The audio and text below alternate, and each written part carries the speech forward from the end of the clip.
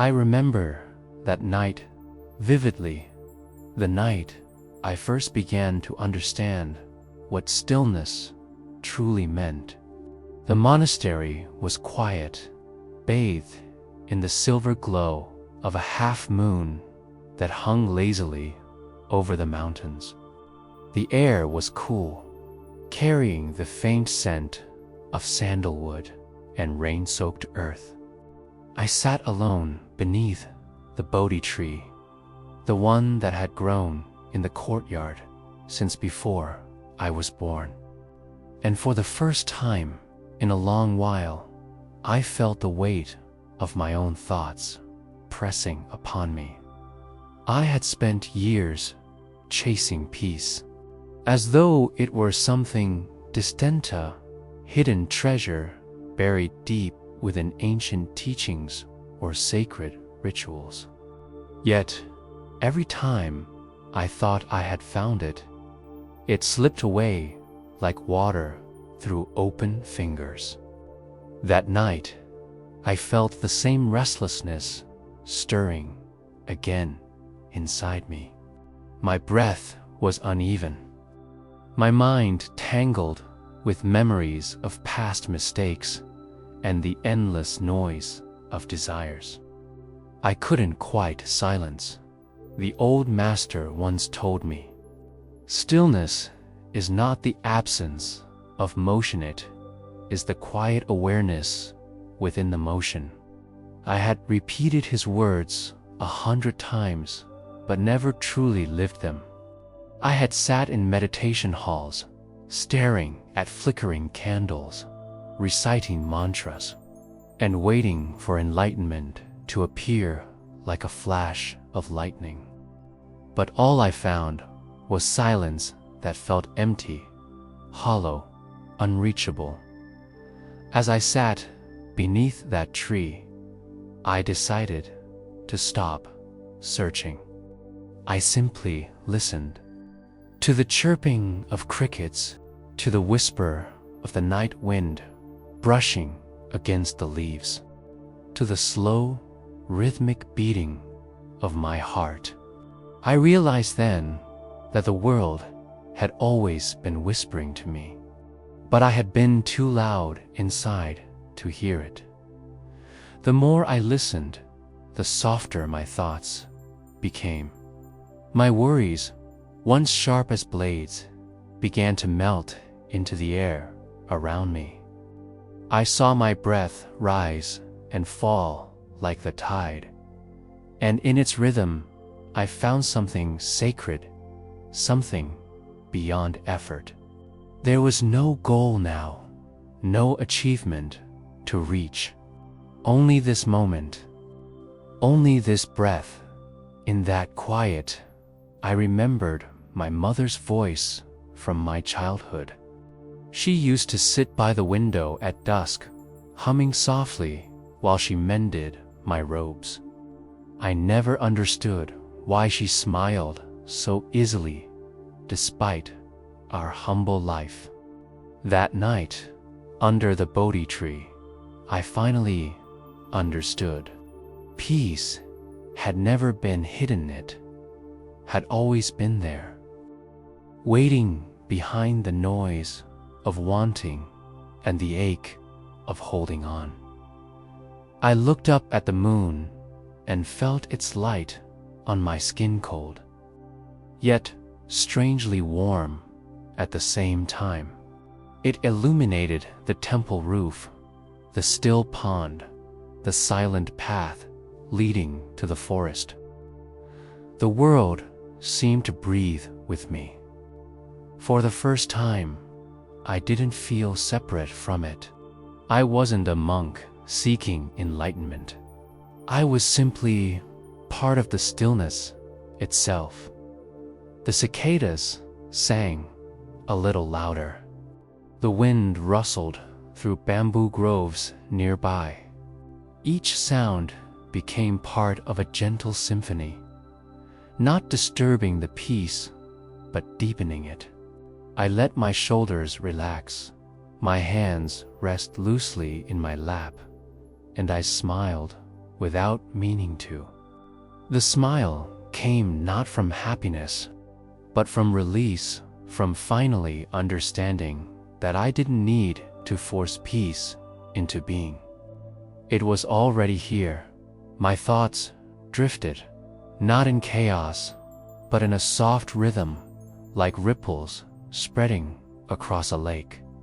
Images came and went, faces I had loved, places I had left behind, mistakes that once haunted me, but they no longer hurt. They simply passed through like clouds across the sky, leaving no trace at some point. I heard the temple bell ring faintly in the distance, signaling midnight prayers. Usually, I would rise immediately to join the others, but that night, I remained still. I bowed inwardly to the sound, acknowledging it without moving. The world was awake, but I was dreaming with open eyes. I closed my eyes again, and the silence became deeper. I felt my body sink into the earth, as though the roots of the Bodhi tree were gently wrapping around me, rounding me in their timeless patience. I could almost hear them whisper, "You are safe. You are home." It was then that I felt the presence of the old master, though he was nowhere near. His teachings floated through my mind. Stillness is the space between one breath and the next. Find that space, and you will find yourself. Between each inhale and exhale, there was a pause, a gap so subtle yet so infinite that it felt like eternity itself was hiding there in that space. I no longer felt the boundaries of my body. I was the night wind, the glimmer of moonlight, the heartbeat of the earth. I was everything and nothing at once. My mind dissolved into a vast, luminous silence. I don't know how long I remained like that. Perhaps minutes, perhaps hours. Time had no meaning there. There was only stillness, soft, infinite, and kind. When I finally opened my eyes, dawn was just beginning to touch the horizon, painting the mountains in gold and lavender. The world had changed, or maybe I had died as I rose from beneath the tree. Dew sparkled on the grass, and a bird sang its first note of morning. My robes were damp, but my heart was light. I walked back toward the monastery, each step gentle, unhurried. There was no hurry anymore. For the first time in my life, I felt no need to chase anything, not peace, not purpose, not enlightenment. I had discovered the sacred truth that had been hidden in plain sight all along. Stillness is not found by running from the world, but by resting completely within it. And as the temple doors opened to welcome the morning light, I knew that I had finally begun to awaken, not from sleep, but from the long, restless dream of searching. When I first arrived at the remote monastery, I believed peace could be achieved by escaping the world. I had walked for days across dusty plains, through villages where laughter mixed with suffering, through markets alive with color and noise. And I told myself that once I reached the mountains, I would leave all of that behind. I thought enlightenment was something pure and distant something, untouched by the dirt of ordinary life. The monastery stood high on a cliff, surrounded by clouds that rolled like slow waves. Everything here felt sacred: the polished floors, the sound of chanting in the distance, the scent of burning incense drifting from the shrine. Yet, despite the beauty, I felt a strange emptiness inside me. The stillness around me only made my restlessness louder. Each morning, I swept the courtyard as all novices did. It was a task meant to train mindfulness, but I found it dull. The dust clung to my feet and my robe, and each gust of wind erased what I had just cleaned. I would sigh, feeling the same frustration rise every time.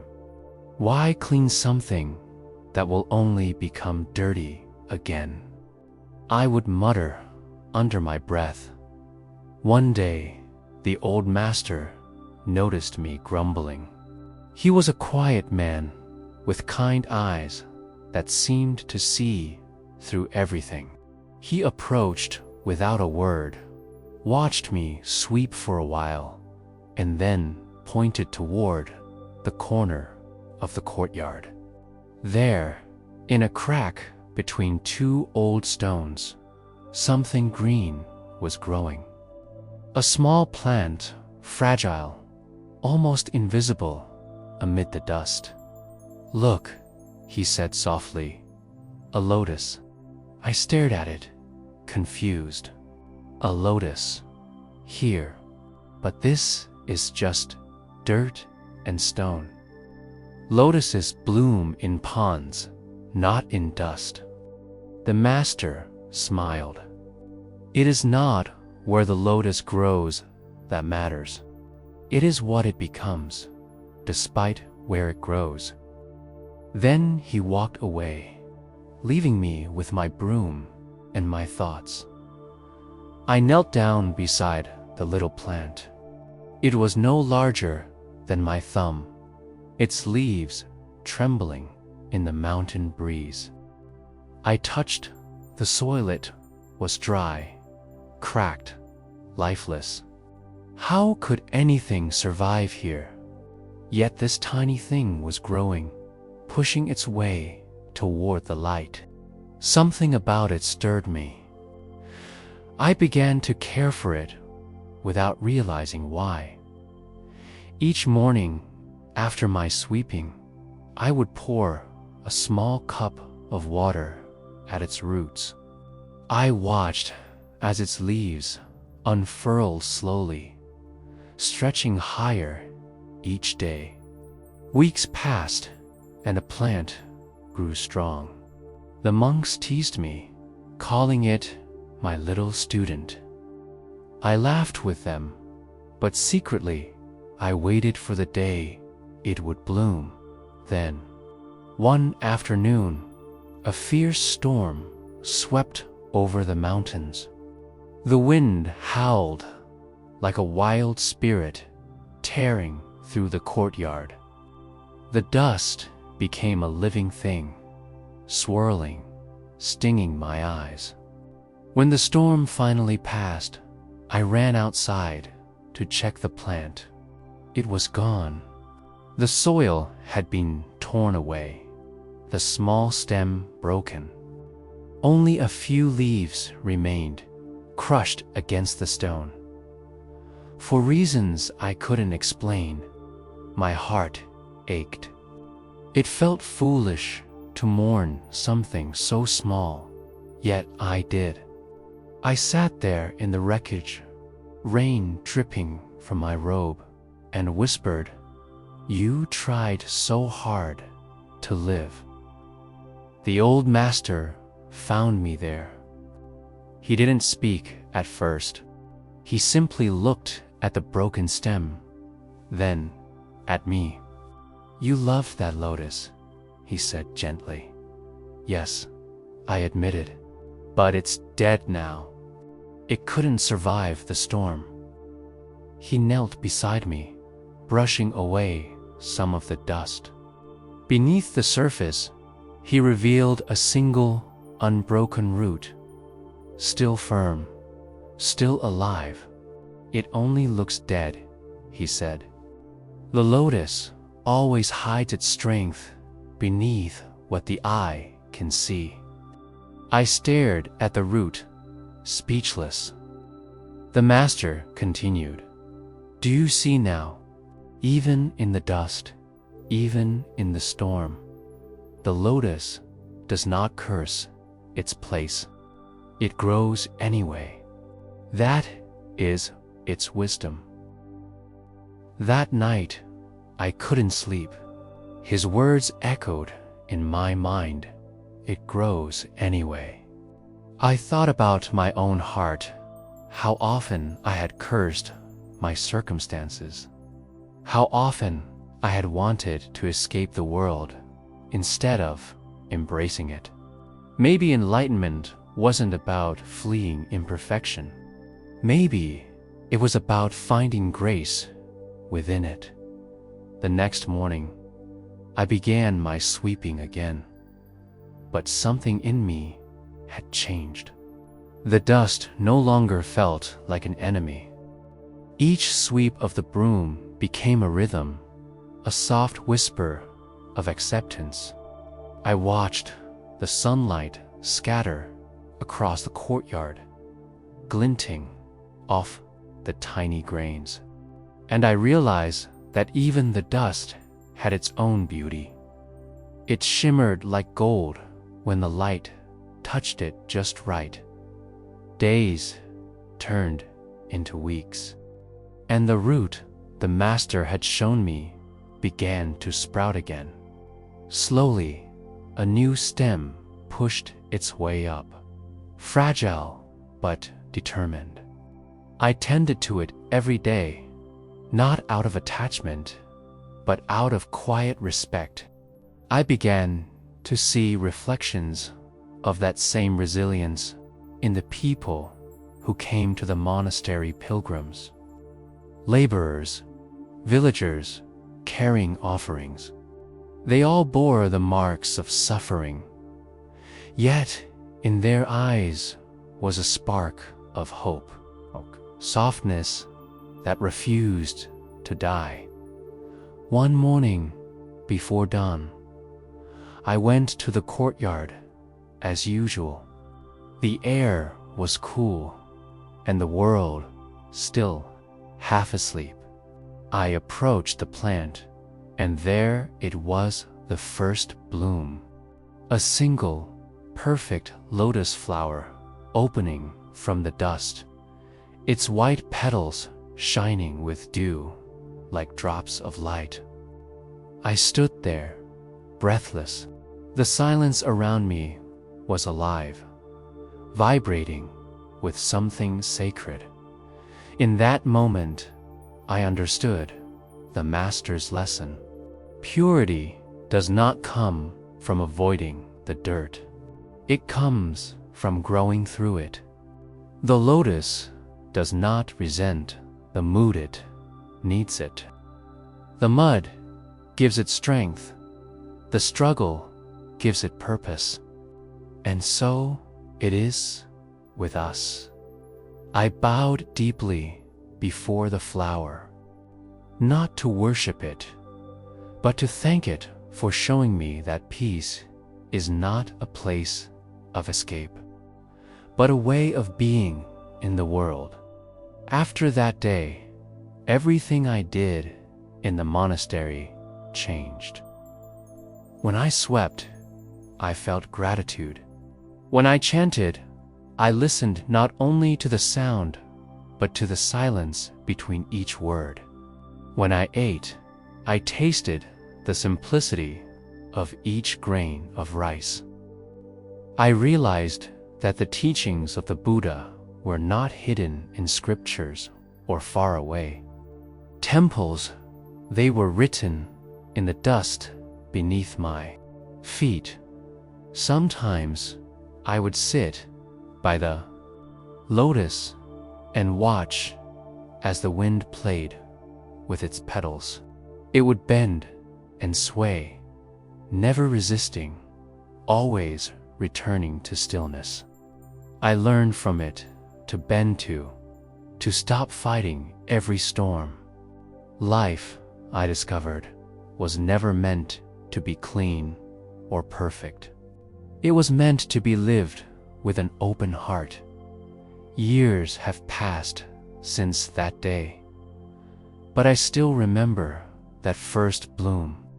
The plant has long withered, its petals carried away by the wind, but I still carry its lesson.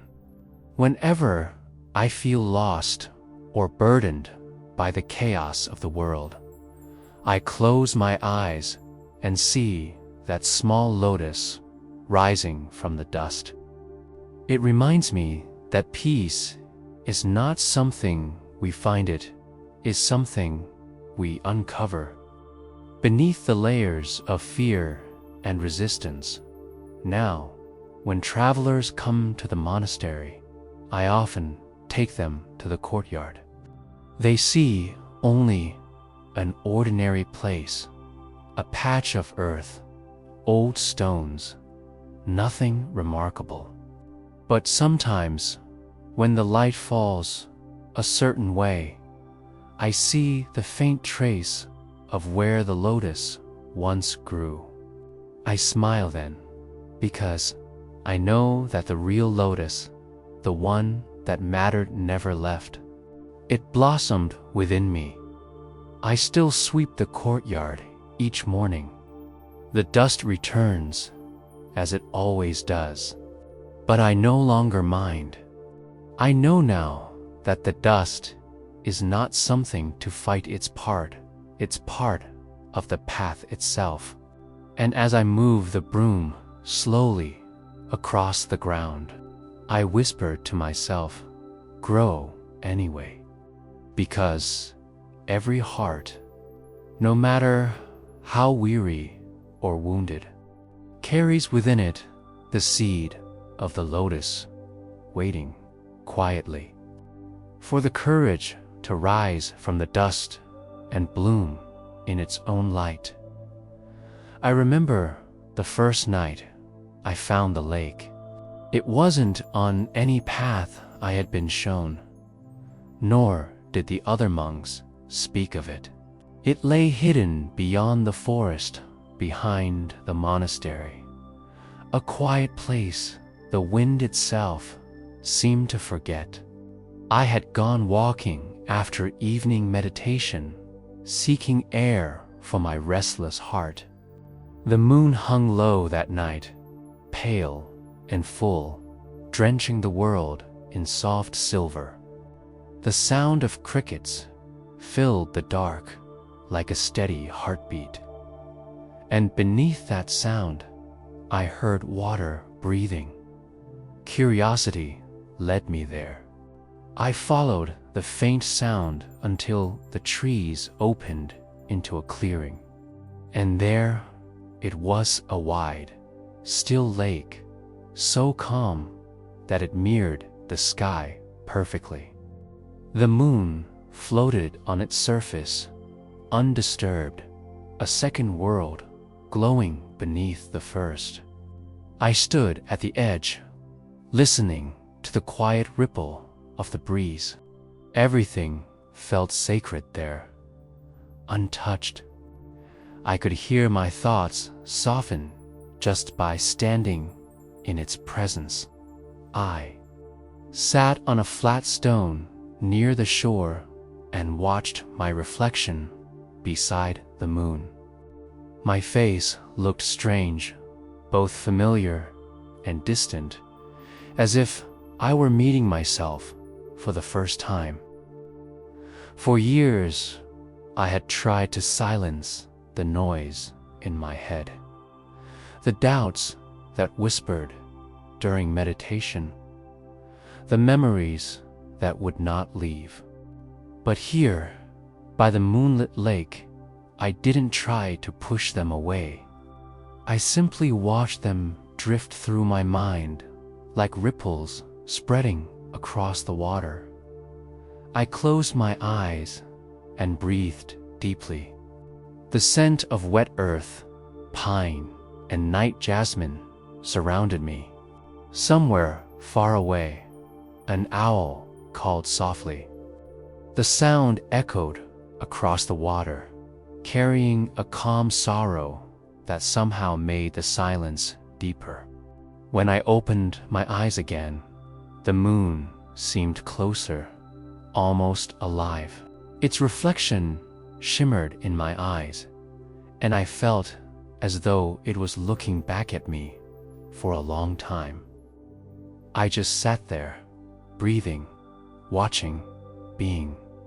The surface of the lake was so still that it seemed not to exist, at a lonely light and shadow floating together in silence. Then a single leaf drifted down from a nearby tree, landing gently on the surface. The reflection broke, the moon rippled, and I felt something shift inside me. I realized then how fragile stillness was, not because it could be broken, but because it could only exist through balance. The lake was not resisting the leaf, nor the wind. It simply moved, then returned to stillness again. It did not cling to peace, nor grieve its loss. It allowed, and therefore it remained whole. I stayed there until the moon began to set behind the mountains. The world turned blue, then gray. When I finally returned to the monastery, the morning bell had already begun to ring. The master asked where I had gone, and I told him about the lake. He only nodded, as if he had always known of it. "Then you have seen your own mind," he said. "Now, keep returning to it until you can walk upon its surface without disturbing the reflection." I didn't understand then, but his words stayed with me. From that night onward, I went to the lake whenever I could. It became my silent teacher. Some nights, the moon would be bright and the water glass smooth, every star mirrored perfectly. Other nights, clouds would gather and the surface would tremble under wind and rain. I began to see myself in that water.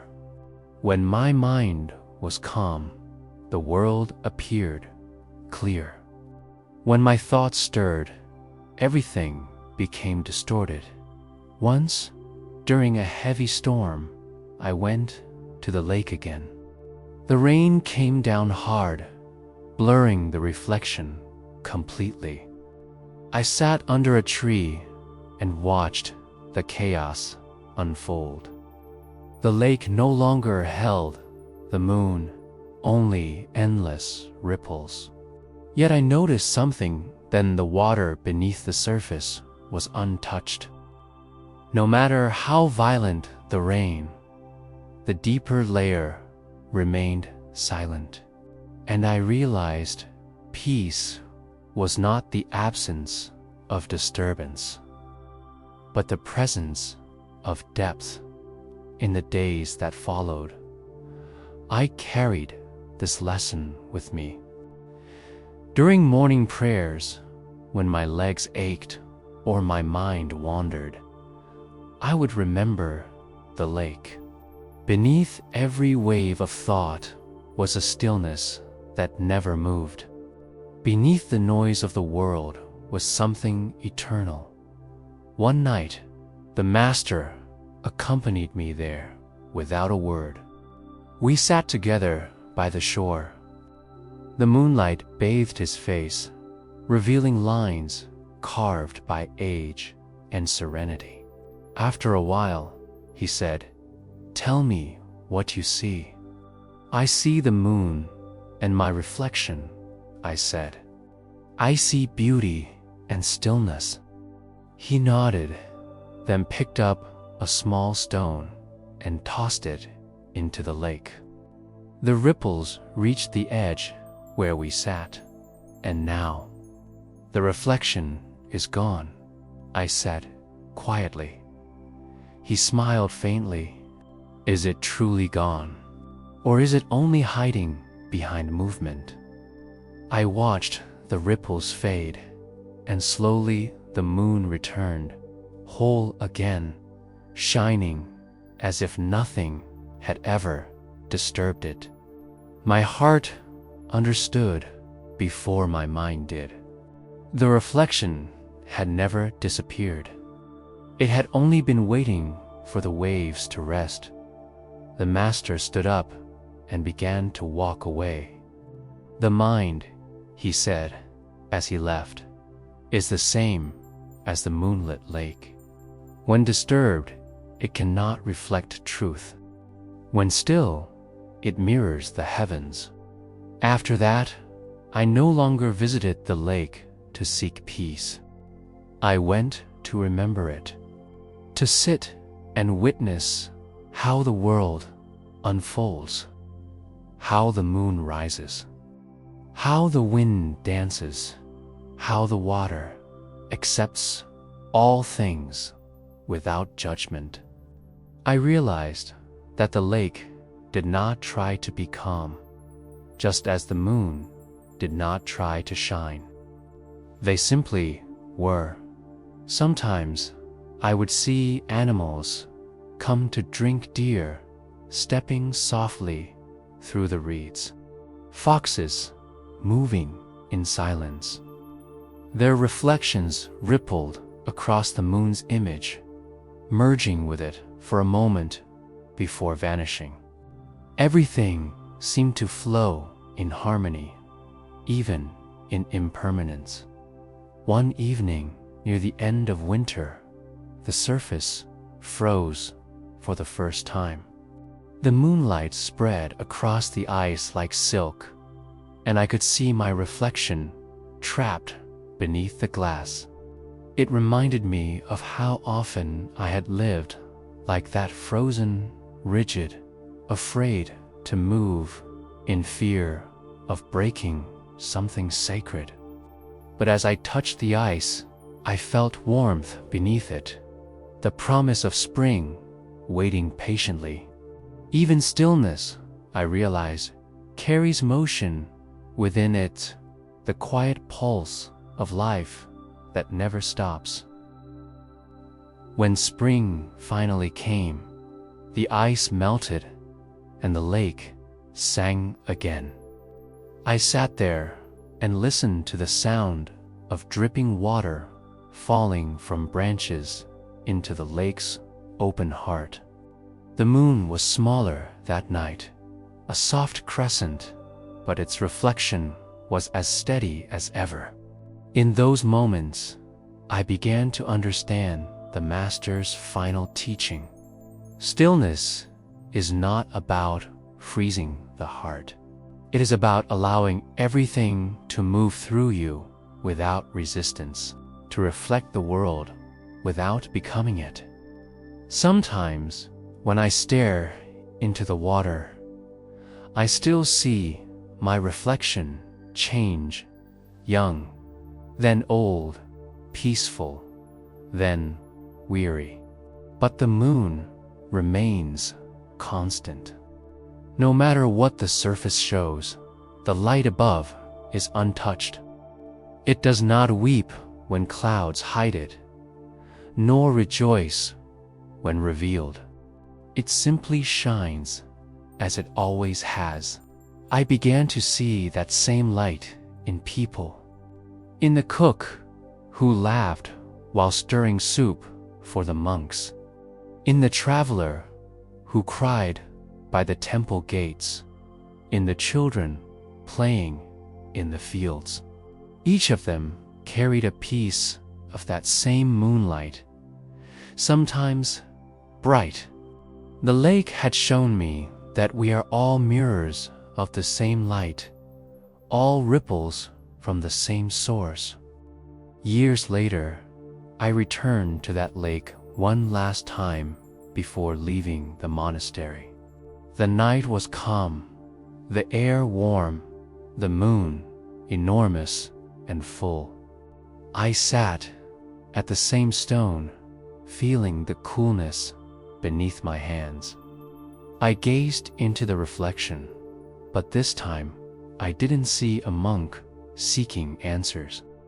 I saw someone who had finally stopped searching, someone who had learned that the path to peace isn't found through rejection of life's ripples, but through embracing them as part of the same stillness. The breeze touched my face. A few petals from a nearby cherry tree fell and landed gently on the surface of the water. Ripples spread out, each one soft, fading into silence. The reflection trembled, then steadied. And as I sat there, watching the moon rest upon the moving water, I whispered to myself, even when the reflection quivers, the moon remains. In that quiet truth, my heart found its final calm. The lake, the moon, the wind, the ripples, they were all one endless breath of the same eternal stillness. I closed my eyes and smiled, feeling that light within me, no longer reflected, but alive. It was the sound of the river that first called me soft, persistent, ancient. It flowed through the valley below the monastery, winding through forests of cedar and bamboo, its silver body glistening under the morning sun. From a distance, it seemed peaceful, but as I drew near, I could feel its hidden strength. It moved with purpose, never clinging to a single shape or moment, always surrendering to the pull of gravity, to the call of the sea. For many years, I had watched that river from afar, wondering what wisdom it carried. The master often said, "If you wish to understand freedom, learn from the river." But I never truly understood what he meant. I thought freedom was about release, about cutting ties, escaping attachments, abandoning all that weighed the heart down. I didn't yet know that letting go is not escape, but trust. One morning, when my thoughts were heavy and restless, I decided to walk down to the river alone. The air was cool, the mist still hovering above the grass.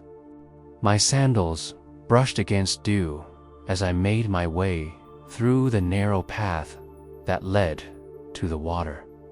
The closer I came, the louder the river's voice grew, steady, flowing, eternal. When I reached the bank, I sat on a smooth rock and watched the current pass. The sunlight scattered across its surface, creating a dance of light that seemed alive. I watched leaves fall into the stream. Some floated gently. Others were pulled quickly into the depths, disappearing from sight. I wondered where they would go, how far they would travel before dissolving completely into the sea. The master's words echoed in my mind. Learn from the river. I closed my eyes and listened. The river spoke in a language beyond words. Its rhythm matched my breath, and for a moment, I felt as though the entire world was exhaling through it. But as I sat there, my mind wandered to the burdens I still carried, faces of people I had lost, regrets that haunted me, memories that clung like vines. Even in silence, they whispered, "You should have done more. You should have been better." My chest tightened. I opened my eyes and looked at the river again. It kept moving, unconcerned with what it had already passed. It did not mourn the droplets left behind, nor did it grasp for those ahead. It only flowed. I envied it. I picked up a small stone from the ground, smooth and cold. It felt heavy in my palm, and I thought of how I had carried the same heaviness in my heart for years. Regret, fear, guilt, they were all stones I refused to release. I stood, walked closer to the edge, and whispered to the stone, "This is everything I no longer wish to hold." Then I threw it into the water. The splash was small, but the ripples spread wide. I watched them fade into the current, swallowed effortlessly. The river did not resist or judge it, simply accepted. The stone was gone, and yet, somehow, I felt lighter. I sat there for a long while, watching the current, and a strange thought came to me. What if the river was not just water, but time itself? Always moving, always taking with it everything we try to hold. No matter how tightly we cling, it carries all away: joy, sorrow, youth, love. Perhaps that was its purpose, not to remind us of loss, but of flow. Nothing in this world is meant to stay. As the sun rose higher, the mist lifted. The sound of the river deepened, filling the valley like a song. I decided to walk along its edge. The path was uneven, covered in roots and fallen branches, but the journey felt peaceful. Every step I took, the water beside me whispered, "Let go, let go." I came upon a small wooden bridge, half broken with age. The planks creaked as I stepped on them. Beneath, the water rushed fast and white, full of energy. I stopped in the middle of the bridge and leaned on the railing, staring into the depths below. My reflection trembled on the surface, distorted and fluid. It looked like someone else, entirely someone I used to be. Someone I still was. Someone I was becoming. I realized that I had been holding onto versions of myself that no longer existed. The young novice who feared failure. The man who sought enlightenment as an achievement. The monk who longed for perfection. Each one of them was a ripple, appearing for a moment before fading into the current of life. I took a deep breath and whispered, "Thank you to all the versions of me I had been. You can rest now." The wind shifted then, carrying the scent of pine and wet earth. A few petals from a wildflower drifted past, landing softly on the water.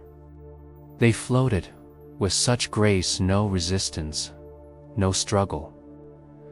The river accepted them too, just as it had accepted my stone, and carried them away into the unknown as the day wore on. I followed the current farther downstream until I reached a wide bend where the water slowed. Here, the surface was calm and mirror-like. I sat again and let my feet touch the cool water. The sensation startled me. At first, the shock of it, the rawness. But soon, it felt purifying.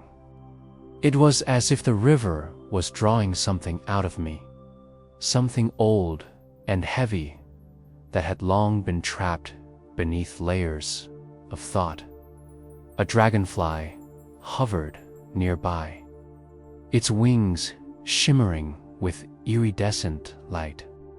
It landed briefly on my knee, delicate and fearless. I remembered something the master once said: letting go is not losing. It is allowing what is real to remain. I watched the dragonfly lift away, weightless, and vanish into the sunlight. I stayed there until the sky began to blush with evening. The river glowed gold under the setting sun, and for the first time in a long while, I felt peace, not the kind that is earned or achieved, but the kind that comes when nothing is left to resist. That night, back at the monastery, I told the master about my day by the river. He listened without interrupting, his eyes half closed. When I finished, he said softly, "You threw a stone into the water, but did you notice what the river gave you in return?" I thought about it, then shook my head. "It gave you space," he said. "The moment you released the weight, the river opened its arms." The act of letting go always creates room for peace, for love, for truth. The river doesn't only carry things away, it makes way for what's next. His words sank deep into me, and I began to notice how much of life worked that way. When the trees shed their leaves, they make space for new ones. When night falls, it makes way for dawn. When we breathe out, it makes space to breathe in. Everything, it seemed, was an act of surrender. From that day on, I began practicing a new kind of meditation. Instead of forcing my thoughts to be still, I allowed them to flow like the river. Every regret, every fear, every attachment tie, let them come, and then I let them drift away. At first, it felt difficult, as though I were losing parts of myself. But in time, I realized I was not losing anything at all. I was simply returning to what I had always been, beneath it all, clear, open, and free. Sometimes, during the rainy season, the river would flood, rising high and wild. The monks would watch from the hill as it roared through the valley, carrying branches, stones, and debris with immense force. I once asked the master if the river ever felt pain, losing so much of itself to the sea. He smiled. "The river is never lessened by what it gives away," he said. "It becomes the ocean."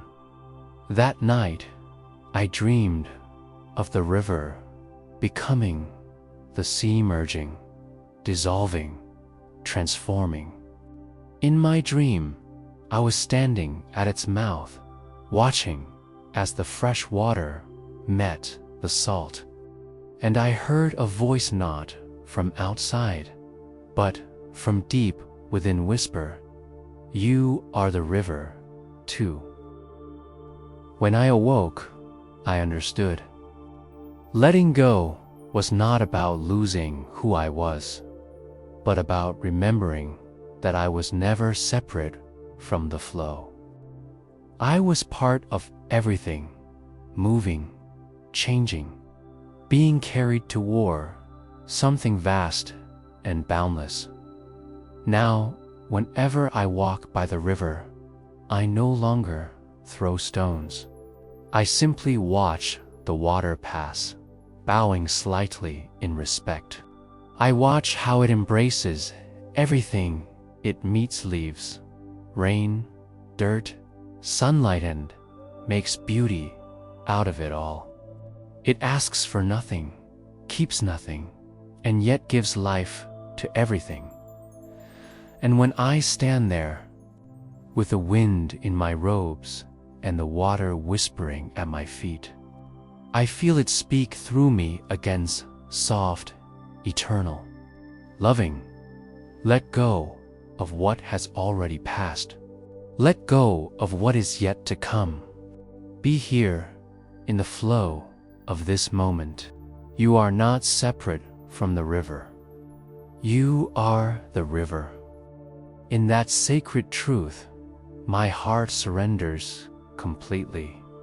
The current carries my breath, my thoughts, myself.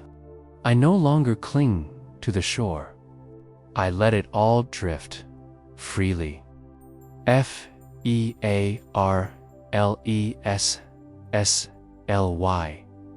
And as the river disappears into the horizon, shimmering beneath the sun, I finally understand what it means to be free, not untouched by life, but carried wholly within it.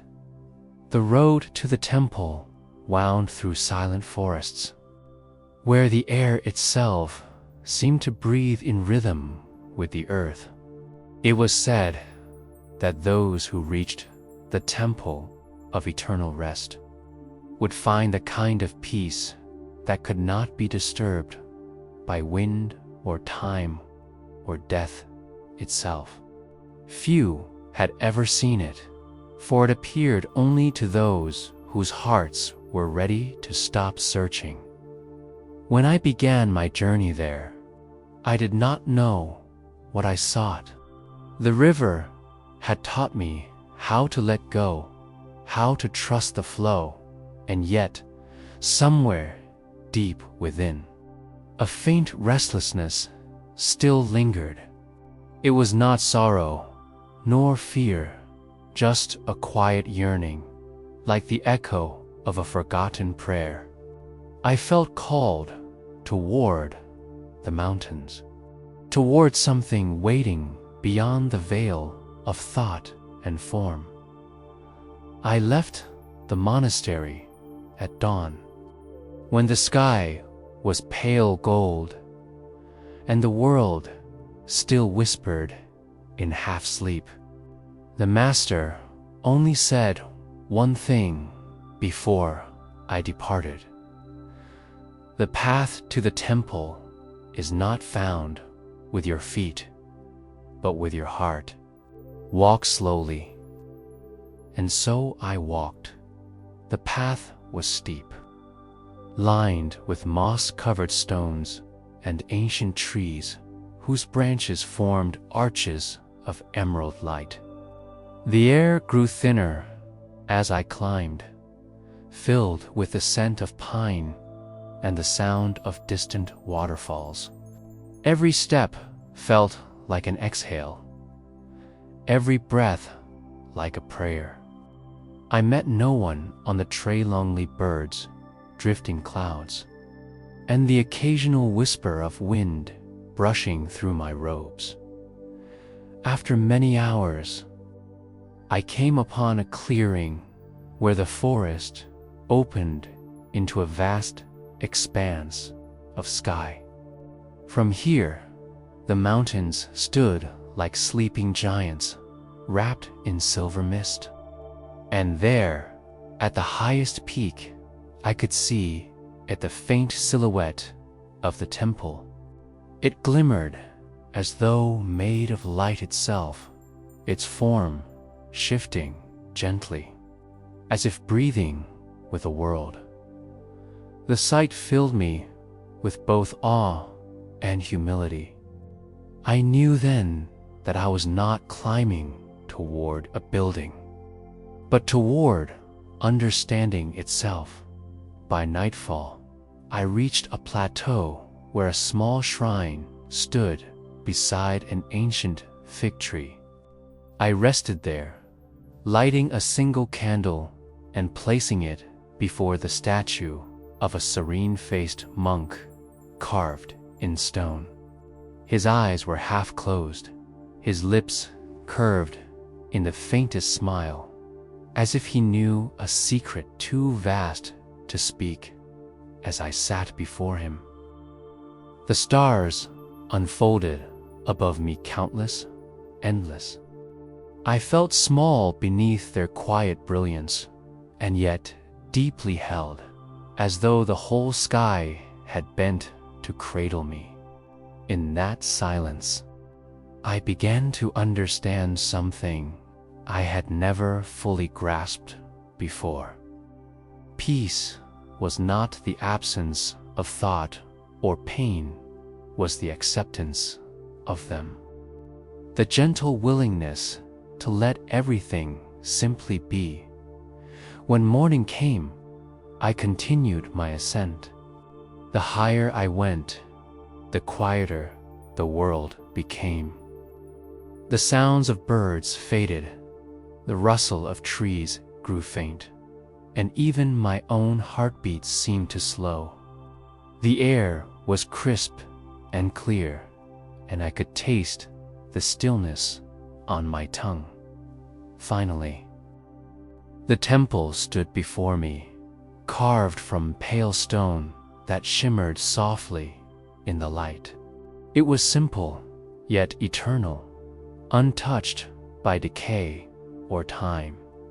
The great doors were open, as if expecting me. I stepped inside. The interior was vast and empty. No ornaments, no statues, no candles, only space, pure and boundless. The floor was smooth, the air cool. I could hear nothing but my own breathing. Yet, within that emptiness, I felt the presence of everything, the rustle of wind in distant forests, the laughter of children in villages below, the rhythm of oceans, the pulse of stars. It was all here, alive, held in perfect stillness. In the center of the hall stood a single mat, woven from reeds. I knelt upon it and closed my eyes. For a long time, I simply breathed. Then, slowly, I began to feel as though the boundaries of my body were dissolving. The breath that entered me was no longer mine. It was the world's. The silence that filled the temple was not empty, was alive.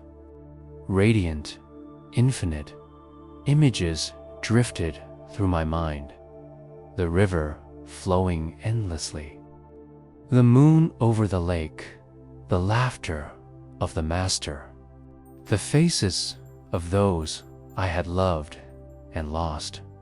But they were no longer memories. They were waves of the same ocean that now surrounded me, rising and falling, shimmering and dissolving. At some point, I realized that I was no longer breathing.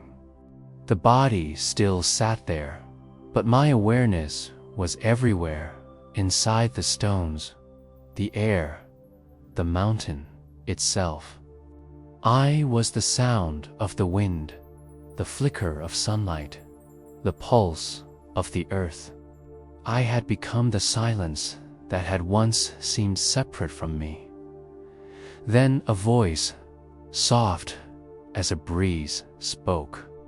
Within that stillness, you have wandered long enough. It was not the voice of the master, nor of any being I could name. It was the voice of life itself, the voice that had always spoken through rivers, through leaves, through every breath I had ever taken. What is eternal rest? I asked, though I had no mouth to speak. The voice replied, it is not the end of movement, but the end of resistance. The river does not die when it reaches the sea, becomes the sea. You are not here to disappear. You are here to return. And with that, everything became light. Not the blinding light of the sun, but a soft, golden radiance that filled every corner of existence. It was as though the universe had inhaled, and I was within that breath, weightless and whole. I could see everything, the mountains, the forests, the river, the monasterial, as one seamless fabric of being. There was no separation, no distance, no time. Only harmony, only love. I do not know how long I remained there. Time did not exist within that stillness. Eventually, when my eyes opened, I was back in the temple, sitting on the mat. But something had changed. The I who had entered no longer remained. What looked through my eyes was not a self, but awareness itself, boundless, eternal. Outside, the sun was setting. The sky burned in hues of crimson and gold.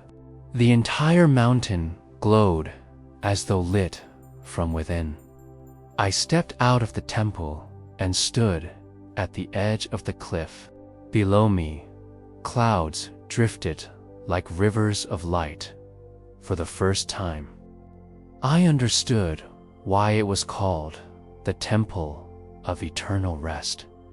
It was not a place to escape life, but to embrace it completely, to rest not from the world, but in it. That night, as I descended the mountain, every sound was music, every step sacred.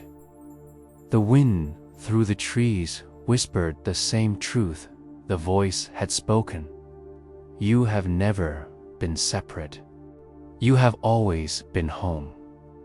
When I returned to the monastery, the master was waiting beneath the same fig tree where I had once meditated as a novice.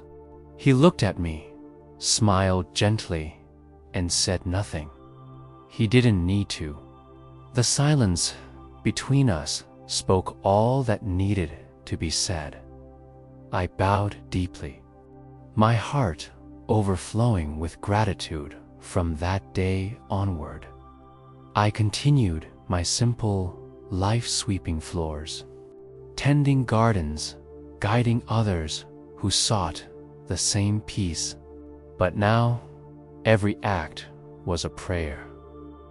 Every breath, a reminder of the temple that lived within me.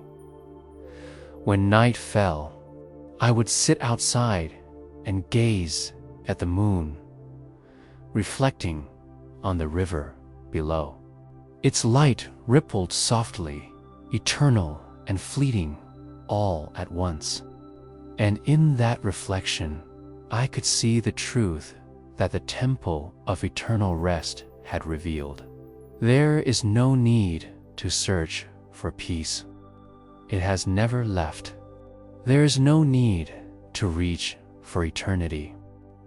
It is already here. Rest is not found by leaving the world, it is found by becoming one with it. And as the moon drifted higher into the sky, I whispered into the quiet, I am the breath of the wind. I am the silence of the temple. I am the flow of the river. I am home. The night answered with stillness.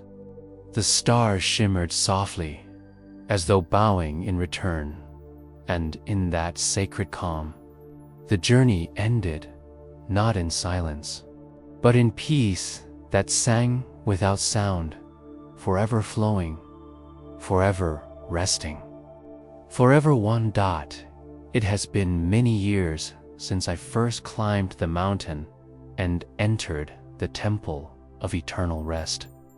But even now, every time the wind moves through the trees, I can hear that same whisper that once called me upward. It is softer now, gentler, like a lullaby sung by the universe itself. Some call it silence. I call it serenity. Life in the monastery has slowed to a rhythm that no longer belongs to the passing hours. The days melt into one another, as if time itself has grown tired and chosen to rest among us. The bells ring at dawn and dusk, the river hums its endless hymn, and the moon, in her quiet majesty, glides across the sky as she always has. Yet within me, everything feels new.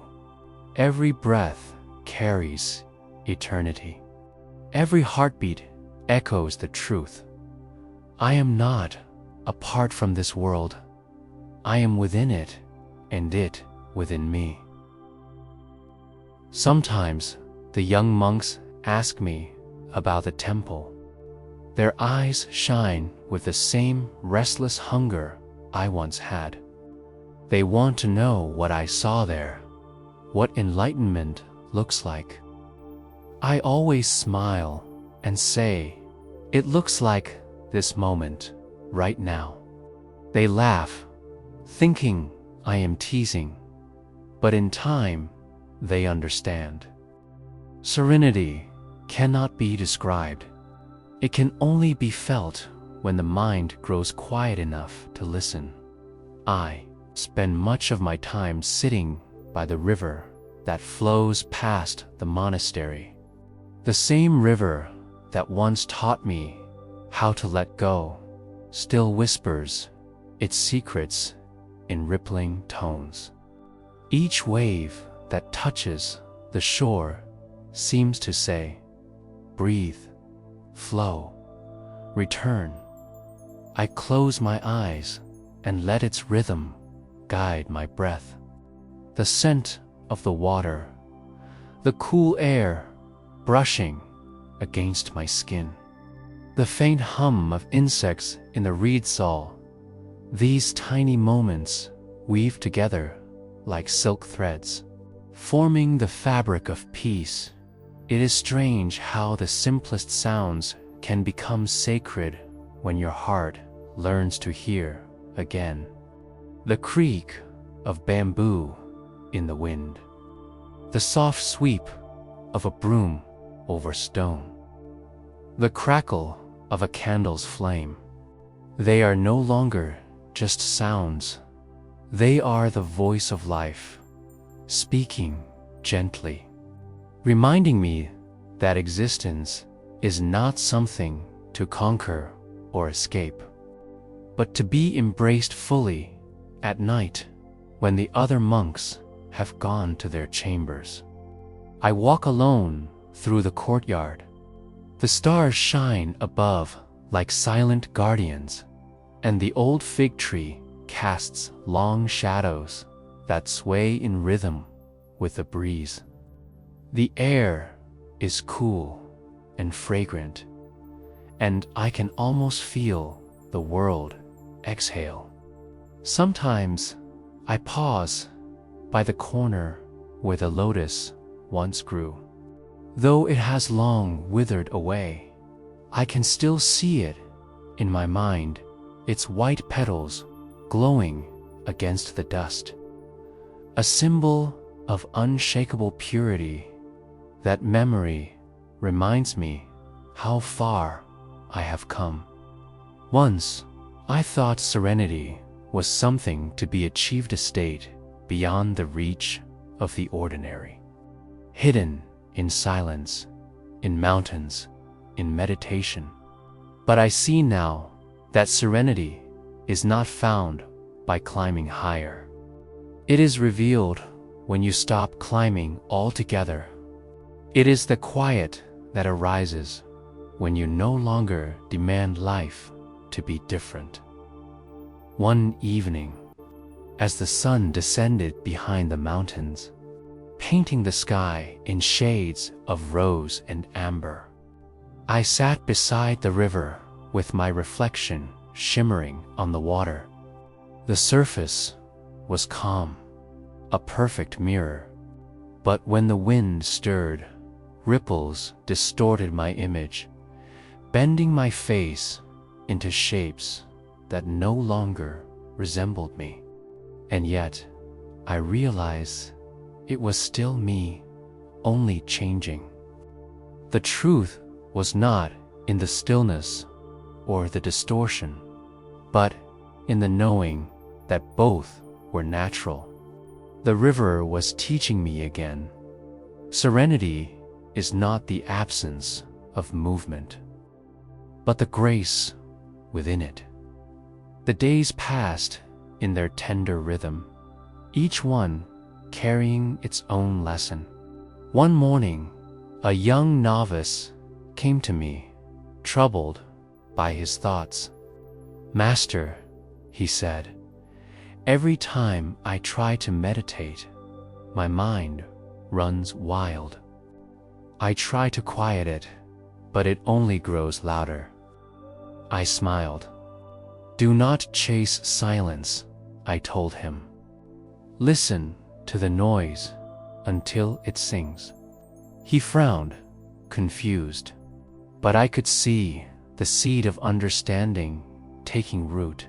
It was the same confusion I once felt when the old master told me the lotus grows in dust. I had learned that truth not through thinking, but through living it. In time, I came to realize that serenity cannot be forced. It must arrive like dawn, slowly, softly, naturally. It blooms not when you silence the world, but when you make peace with its song. Years drifted by. The seasons came and went like breaths of the earth. The cherry blossoms returned each spring, scattering their petals across the monastery steps like pale pink snow. In summer, the air shimmered with heat, and the monks bathed in the river's cool waters. Autumn painted the world in gold and fire, and winter covered everything in still white peace with each passing season. My thoughts became fewer, my heart lighter. I no longer sought meaning in things, simply felt their presence. And that was enough. Sometimes, during long meditations, I would sense the presence of those who had passed beyond. The old master, the travelers who once came seeking wisdom, even the nameless souls who had lived and died in these mountains centuries before all, were still here, woven into the breath of the world. I could feel their serenity flowing through me, like ripples extending from an unseen source. One evening, the sky was clear, and the moon hung low, luminous and full. I sat by the riverbank, the air cool against my skin.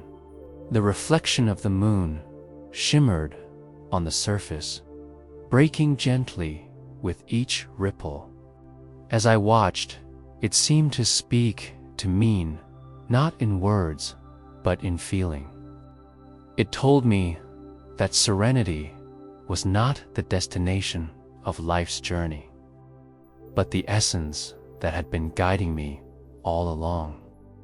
A breeze moved across the water, carrying with it the faint scent of blossoms. And then, in that moment of stillness, I heard it, the whisper of serenity. It wasn't a sound exactly, but a vibration, a breath that touched everything at once. It spoke without language, but I understood it perfectly. "You are no longer the seeker," it said. "You are the silence you once searched for." Tears welled in my eyes, not of sorrow, but of release. All the struggles, the lessons, the journeys, the lotus, the moonlight lake, the river, the temple, they had all been reflections of this one truth. I had never been traveling toward peace. I had been walking through it all along. The whisper lingered in the air, soft and infinite. I felt it moving through the trees, across the stones, through my body, through the stars themselves.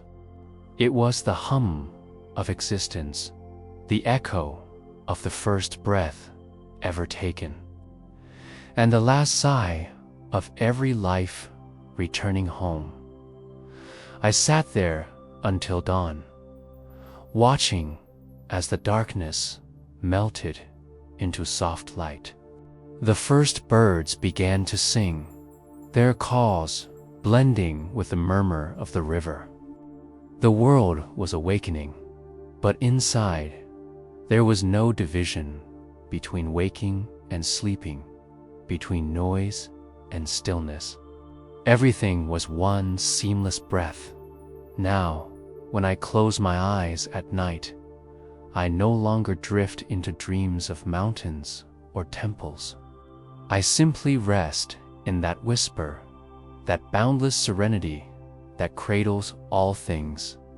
I know now that peace is not a place to reach after struggle, nor a prize for discipline. It is the very nature of being, the quiet truth that was always here, waiting for me to listen. And so, as I grow old beneath these same stars that have watched countless lives before mine, I understand that even death will not disturb this serenity. When the body dissolves, the whisper will continue. When names and memories fade, the river will still flow. The lotus will still bloom, and the moon will still shine over the lake. Because serenity is eternal, lit does not belong to one life or one breath. It is the song of existence itself, gentle and infinite. And sometimes, when the wind moves just right through the valley, I can hear it again. The same soft voice that began this journey so long ago. It says, as it always has, breathe, let go. You are already home. And I smile as the breeze passes through me like light, carrying the whisper onward, endlessly, into the heart of eternity.